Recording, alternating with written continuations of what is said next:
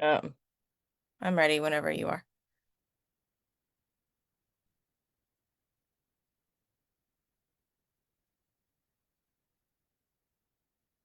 Oh, we're live now. Hello. Um, all right. Great. Well, hello everyone. Welcome to Autistic Language, the cost of being chronically misunderstood. So, who am I? I'm Sheila. I'm an ADHD coach and neurodiversity educator. I am or have ADHD and dyscalculia. I worked with ADHD, autism, and neurodivergence in general for over 20 years in a variety of settings. The context I'll be coming from is that I live in the USA and work mostly with American clients. So there might be cultural differences depending on where you're at. So just let me know if things don't apply or are different. I'd love to hear about that. I'm passionate about neurodiversity education and acceptance. So today we're going to talk about, how autistic communication differences create an issue of loneliness and stress and all of those things. And so why that happens, to understand why that happens, we'll start with some differences in autistic thinking. And there's a lot of different ways that autistic brains, can differ from allistic or non-autistic brains, but there are two that I think are really important when it comes to communication. So, one of those is monotropism, which is a theory of autism developed by autistic people, but it's also just a personal trait. Some people are more monotropic than others. And what this means is that there's more deep and narrow focus on specific interests or topics. There's more of a tunnel vision. Excuse me. So, autistic people tend to be more experts at things, going deeper into things rather than a jack of all trades or being able to focus on multiple things. Just a tendency. And there are some allistic, non-autistic people who are more monotropic or less monotropic, but in general, autistics tend to be more monotropic. Another difference is bottom up versus top down thinking. So, top down processing involves using prior knowledge, expectations, context to process information versus bottom up processing, which bottom up processing is what we typically see in autistic people, which involves focusing on details and individual components of information before forming an overall interpretation, which means that autistic people might pay more attention to details or need specific details in order to understand a full context that maybe allistic or non-autistic people that they don't need that for this particular context, which means also that autistic people tend to be more precise in their communication, more exact, more correct, in a lot of instances. And so this can actually lead to a lot of difficulties with social interactions, attention, making inferences, and in some cases, information processing. Um, but really, it's just a different way of thinking that has pros and cons, just like every difference, right? Um, so how do autistics communicate differently? First of all, we have many autistics that are non-speaking, which in some case, some people have only been exposed to that, which is definitely not the only experience for autistic people. But there are many other ways to communicate, for example, using devices, sign language, writing, and all forms of communication are valid and should be respected. And all autistic people deserve access to tools that are going to help them communicate. Even autistic folks that are very verbal or very eloquent might experience not being able to speak during times of autistic shutdown. So when an autistic person is too overwhelmed from either sensory input, overstimulation, emotional flooding, they can go into this state where maybe words are not available to them. Maybe they can only say a few words or they can't speak at all. And they also might struggle to process words that you're saying. So this is like a temporary difference in communication that we can experience. And if you have autistic loved ones, students, clients, coworkers, it can be good to talk to them ahead of time about like, if this happens, how can I best support you during these times? I guarantee you it's not asking a bunch of questions or asking, are you okay, over and over again, which some people tend to do. Another difference in autistic communication is that m most autistic people, it seems, use little to no subtext. So the underlying implicit meaning that's understood without being explicitly stated, is either not registered or just not preferred, depending on the person. Some autistic people say that they just do not perceive a subtext. Other autistics say, "Oh, I can perceive it, but I don't know why we're using it," you know? Or some autistics just do use subtext, depends on the person. So, for an example, the literal question might be, "Hey, did you see what I made?" Right? And you could say the subtext, for me, if I heard someone say, "Hey, did you see what I made?" I might think, "Oh, they want my opinion on what they made." But that's not what they asked, right? They actually just asked, "Did you see it?" So, for an autistic person or a more literal person, they would just respond with, "Yes, I saw it." "Hey, did you see what I made?" "Yep, I saw it."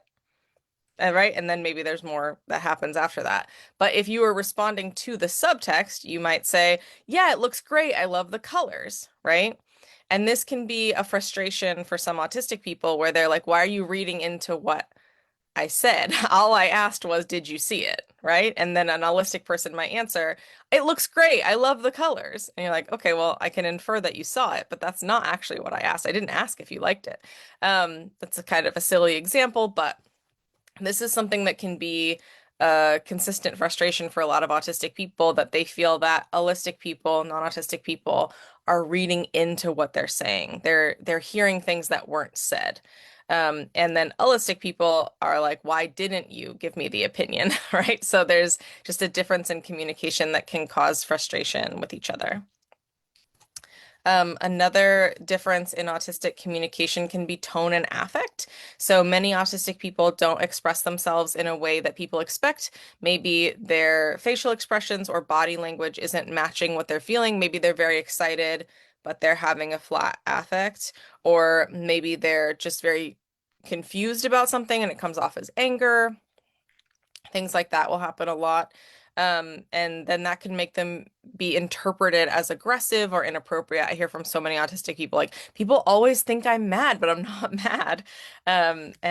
Also, this can come about with just acting too casual around authority figures, so that can look disrespectful, or too proper with peers. So, like a lot of kids, their peers will think, "Oh, they're so strange. They're like a little adult. Like, why do they talk so proper?" Depending on the person.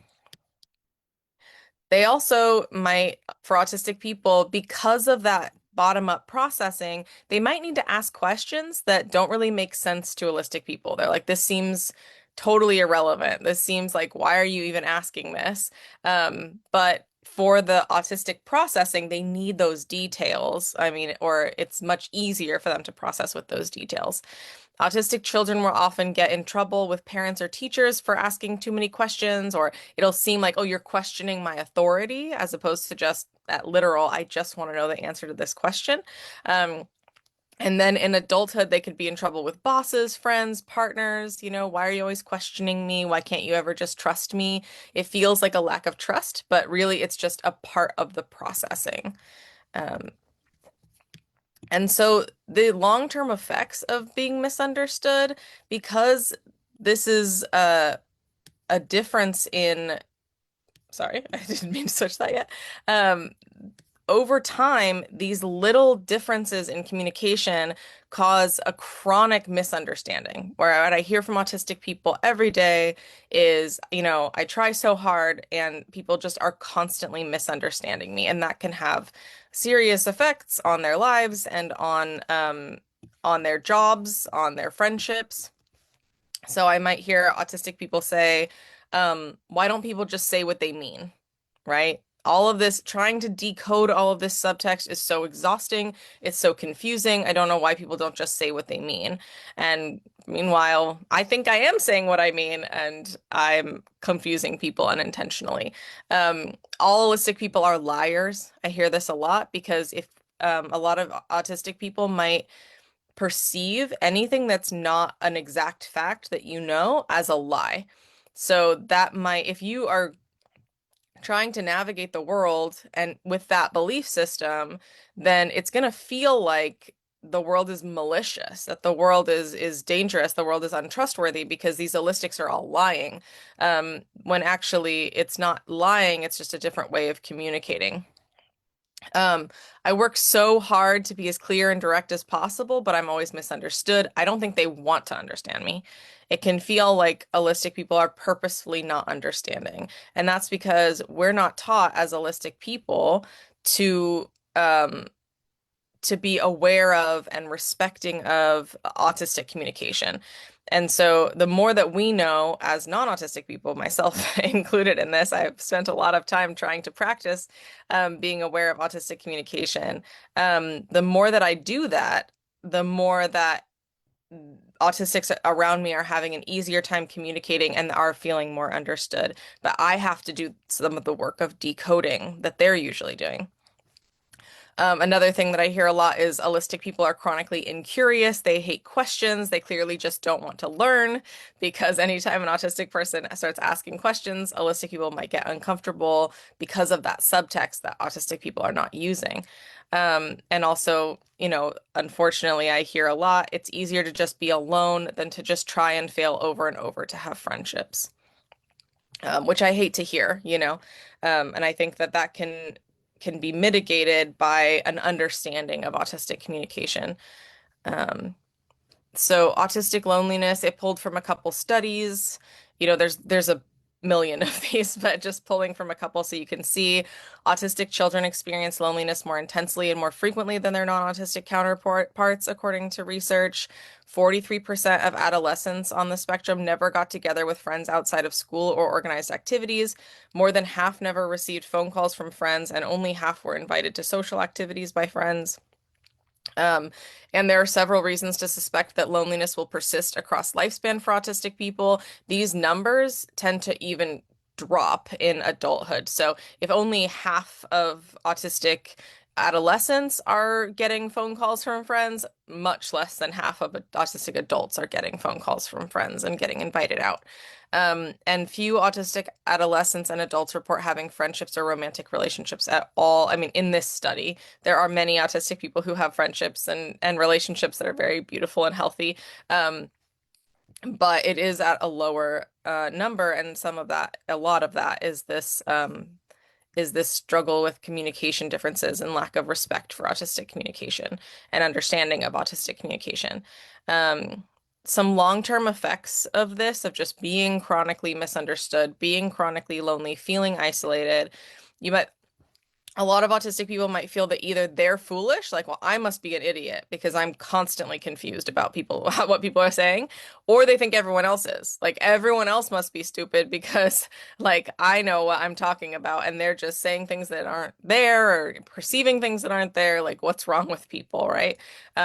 It can be emotional exhaustion from constant masking, from constantly having to pretend to be not autistic, trying to constantly translate into holistic language, and fielding critiques, just people constantly saying, oh, why did you say that? You're doing this wrong, etc. So many corrections. They can feel disenchanted and discouraged at school and work. They can have trouble connecting with or trusting others. Like I said, feeling like people are lying or they're just not going to understand. That can cause self-esteem issues, frustration, burnout, which autistic burnout is nothing to joke about, can cause skills regression, deep depression, all sorts of things, and isolation. So, what can autistics do about this? Number one is self-advocate. So, talking to the people in your life about your communication style, especially your spouse or partner, maybe your boss. You don't have to disclose your diagnosis. You don't have to say, I am autistic, but just asking for help or accommodations. For example, hey, boss, I just want you to know it really helps me to ask a lot of questions. I hope you understand this isn't me questioning your judgment. Just letting people know as best you can, right? You can't make them listen, you can't make them care, but as best we can. And then giving some grace. If you assume that holistics are misunderstanding you on purpose, you're going to have a harder time bridging the gap. So understanding that translating is hard for them too, and you've had your whole life to practice. They're just starting. I know as an holistic person trying to get rid of subtext in my mind. It's a crazy brain puzzle, and it makes me have a lot of empathy for autistics who are constantly having to do that. And so, if an holistic person is trying to be accommodating and attempting, try to be patient with them, even though I know there's a lot of trauma involved here for a lot of people. Um, Autistic person might ask, why do we have to do all the work, right? And that's a good point. Autistics are already doing the majority of the work in bridging the gap between autistic and holistic communication, and it's really important to recognize that. The struggles that autistic people have to endure every day are not fair. Our society is not structured to support autistic people in general. The labeling of communication differences as deficits is unfair. I mean, some autistic people have deficits, some holistic people have communication deficits, right? But autistic language differences is a different thing. Hopefully, with more education, we can take a little weight off your shoulders. So, what can holistics, non-autistic people do to help? One of the things is to practice learning to speak autistic, speaking directly and without subtext. So, for example, instead of saying, it's going to be okay, because if you say, it's going to be okay, that sounds like a promise, right? Like it will be okay. And autistic people might say, how do you know that? Like, might seem just dismissive or like a nonsense thing to say, right? But what we really mean when we say that is like, I'm here for you, or I believe that we can make this situation better together, right? And so trying to change the way that you think to get rid of that subtext when you're speaking with autistic people, it can be really helpful. Oh, did that work? Go back. Um, Another thing that holistics can do is to answer questions directly without assigning meaning.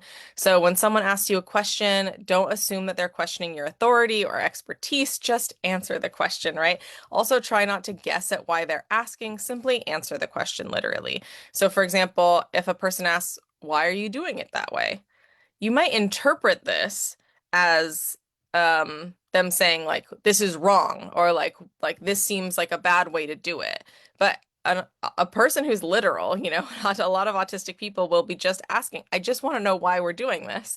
It's not questioning you. There's nothing underneath that. So maybe someone asks, why are we doing it this way? And your instinct is to go, well, what's wrong with this way, right? But they didn't say there was something wrong. They're just asking why. So instead, just go, oh, we're doing it this way because of X, because we're painting the wall green because it's her favorite color or whatever, right? Just answering the question directly, which sometimes we have to check ourselves when that happens. Someone asks you, why are you doing it that way? You go, oh, well, there's nothing wrong with what I'm doing. Like, I have to defend myself. It's like, oh, you don't actually have to defend yourself. They're just asking a question, right?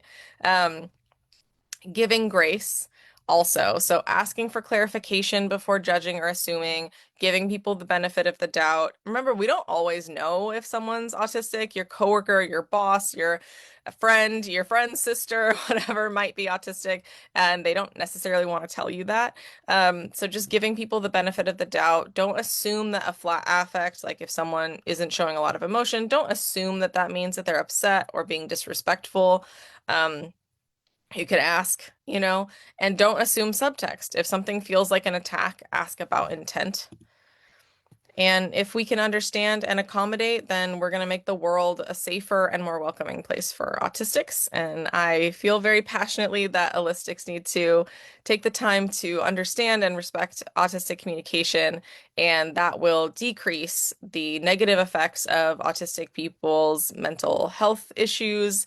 That will decrease isolation in autistic people, and it gives the benefit for autistic people, or for holistic people, of having autistic people in their lives, which something that I have benefited from. Aside from having family members and loved ones that are autistic, I have a lot of collaborators that I work with that are autistic.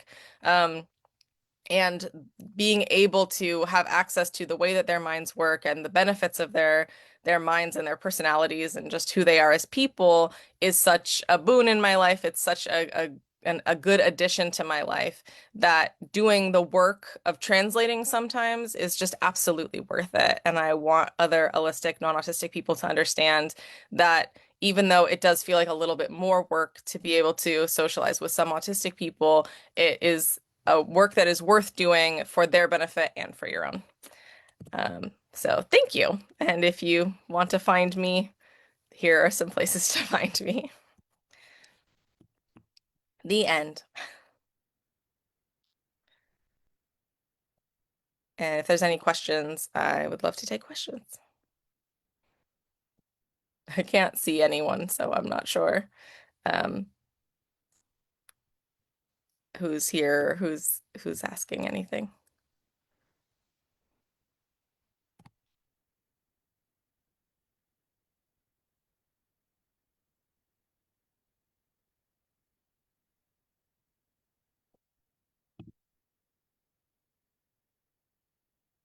Okay, no questions.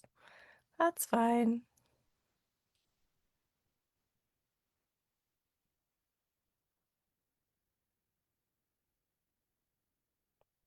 Thank you so much. Thanks for having me. I really appreciate it.